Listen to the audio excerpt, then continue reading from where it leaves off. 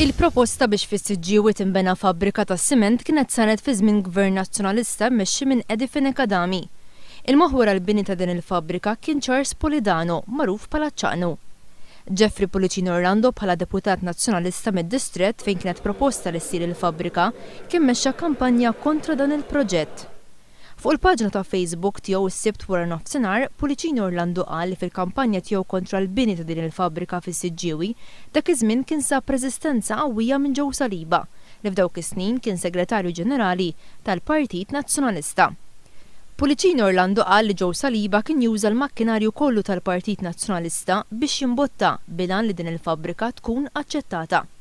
Dak iż-żmien ikompli Pullicino Orlando ma setax jifhem dan l-atteġġament ta' ġew Saliba.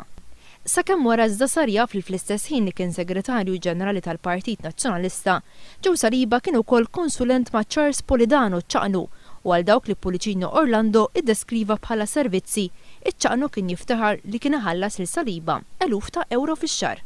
Ġew Saliba fl-aħħar jiem intażem minn Lorenz Gonzi biex ikun jagħmel parti mit-tim li se jmexxi l-kampanja tal-Partit Nazzjonalista għall-elezzjoni ġenerali li jmiss.